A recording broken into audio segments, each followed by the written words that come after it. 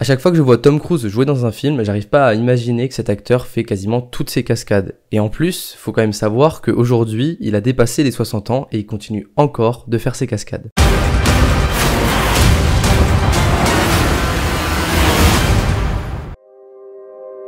Salut à tous, aujourd'hui nouvelle critique sur la chaîne. Si d'ailleurs vous aimez les critiques cinéma ou les vidéos en lien avec le cinéma, il faut pas hésiter à vous abonner, c'est gratuit et il y a une vidéo chaque semaine. Aujourd'hui on va donc parler de Mission Impossible Fallout, le dernier Mission Impossible avant le prochain qui va sortir mi-juillet. Et donc on va retracer les nouvelles cascades de Tom Cruise ainsi que l'évolution du personnage d'Ethan Hunt dans ce dernier opus de Mission Impossible. Je vous fais un rapide résumé du film parce que je me dis que ça peut toujours vous être utile pour vous remettre un petit peu les idées au clair avant le prochain film Mission Impossible qui sort donc mi-juillet. Pour rappel, dans Fallout, la scène d'introduction se passe sous un espèce de pont assez lugubre. On retrouve Ethan Hunt, Luther et Benji qui sont en mission afin de récupérer du plutonium à Berlin. Malheureusement, ils se font piéger et perdent le plutonium. Et le cœur de Fallout, ça va donc être de récupérer ce plutonium perdu à Berlin en introduction du film. Suite à cet échec, un agent de la CIA et même la CIA va vouloir un petit peu mettre ses pattes sur l'équipe Mission Impossible et donc Ethan Hunt, afin de récupérer le plutonium, va devoir être accompagné cette fois de Henry Cavill, dont je ne me souviens même plus le nom du personnage, afin de réaliser la mission, récupérer le plutonium et empêcher le méchant de Rogue Nation, puisque c'est le même méchant dans Rogue Nation que dans Fallout, d'exercer le chaos dans le monde et de faire péter des bombes nucléaires. Oui, encore une fois, des bombes nucléaires, mais je crois que Mission Impossible va tellement loin dans ce qui pourrait arriver de pire que évidemment ça tombe toujours sur les bombes nucléaires. Après de nombreuses péripéties à Paris où ils ont dû chuter d'un avion pour justement s'infiltrer incognito dans cette ville afin de récupérer l'ennemi de Rogue Nation mais aussi avoir une trace du plutonium pour retrouver quand même le cœur de ce film qui est le plutonium, nos héros vont finalement se faire piéger par la fille du MI6 puis ensuite par la CIA et enfin par les apôtres qui sont les méchants du film, le groupe terroriste dans le film.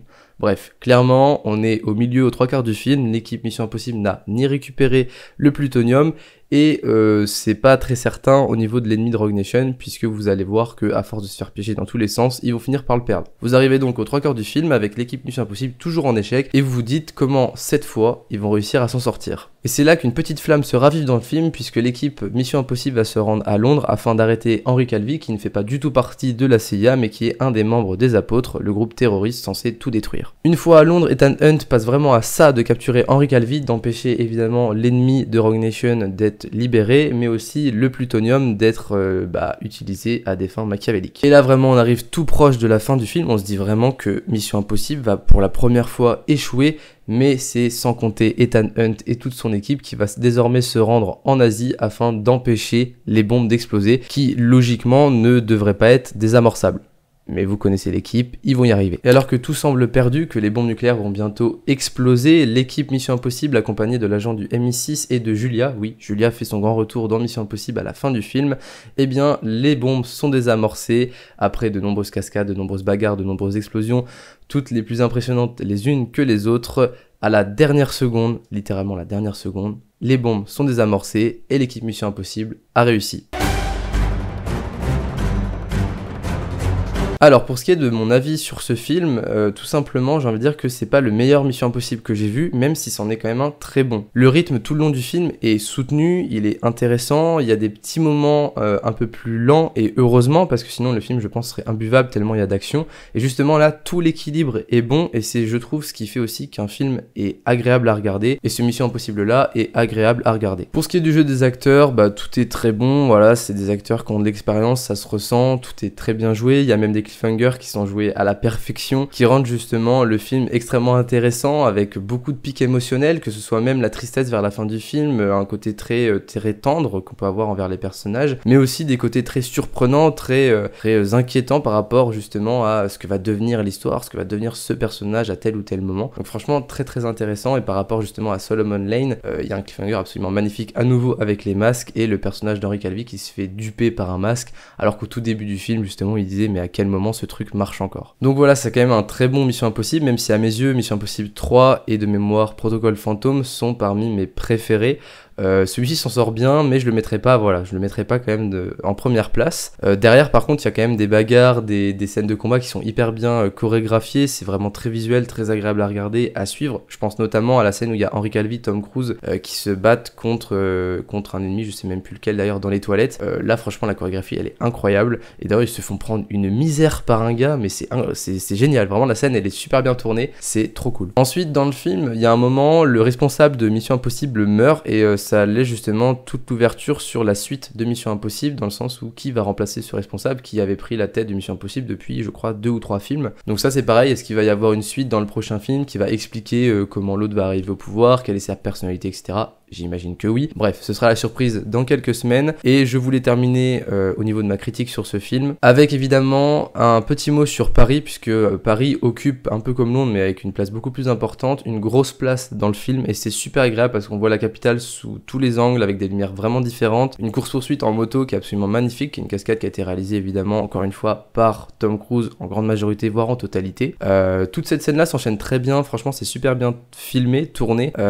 C'est très très agréable et ça met en valeur Paris d'une manière que j'ai rarement vue dans les films. Donc, d'un point de vue action, d'un point de vue histoire, c'est super bien. Après, dans la profondeur des personnages, je trouve, mais c'est peut-être propre à Mission Impossible, le but c'est peut-être pas non plus de s'attacher trop aux personnages, mais plus au côté extraordinaire de ce que peuvent accomplir des personnages comme Ethan Hunt. Mais je trouvais que la profondeur sur certains personnages, notamment la fille du MI6, là, l'agent du MI6, je trouvais que ça manquait un petit peu. Mais heureusement, à la fin du film, on a le retour de Julia, et là justement c'est très touchant, et ça fait vraiment ça déteint complètement du reste du film. La fin avec Julia, on voit vraiment un Ethan Hunt qui est presque prisonnier, qui a été prisonnier par une femme qu'il peut même pas côtoyer, avec qui il n'est même pas, et une femme qui d'ailleurs a un homme dans sa vie, parce qu'elle peut pas être officiellement avec Ethan Hunt et tout, qui est un agent de Mission Impossible. Donc on voit vraiment le sacrifice d'Ethan Hunt pour sauver le monde, mais aussi pour protéger celle qu'il aime, avec qui il pourra jamais vraiment être du fait de son métier. Bref, c'est hyper touchant, on voit à quel point finalement il est même piégé dans son métier quoi, d'agent secret.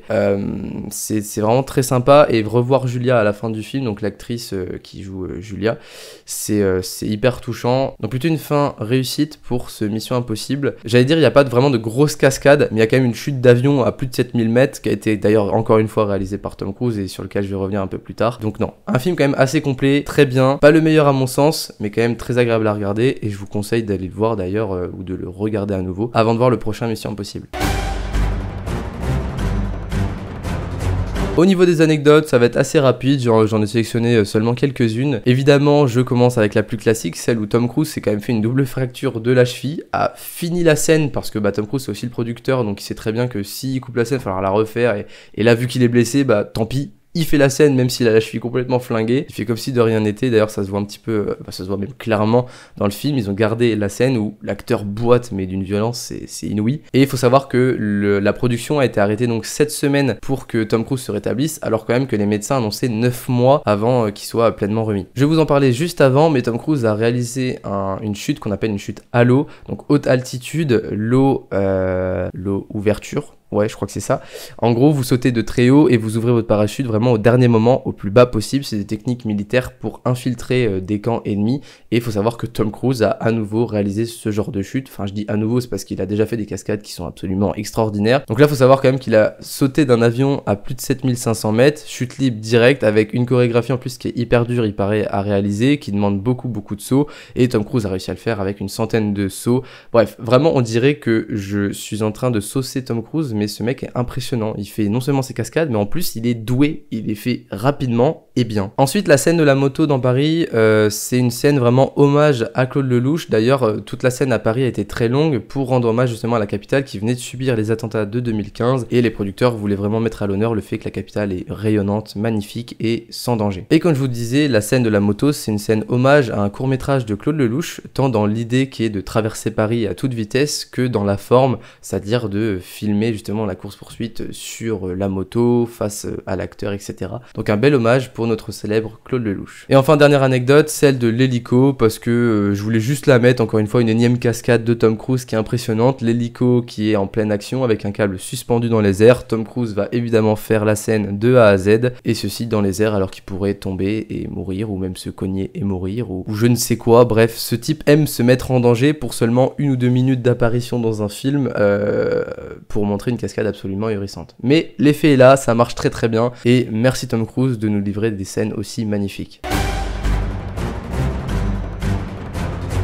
Et pour conclure, bah écoutez, ce Mission Impossible, comme je vous l'ai dit, c'est peut-être pas mon préféré, mais ça reste quand même un très bon Mission Impossible qui regroupe tous les critères qui font que c'est un bon Mission Impossible. Mission Impossible Fallout est sorti, je crois, en 2018, mais avant de voir le prochain qui va sortir là mi-juillet, je vous encourage vraiment à aller le voir. Et si vous avez aimé ma critique ou ce petit résumé, n'hésitez pas évidemment à liker, à commenter la vidéo et surtout à vous abonner. Une vidéo chaque semaine, ça fait plaisir de vous voir au rendez-vous et je vous dis donc à la semaine prochaine.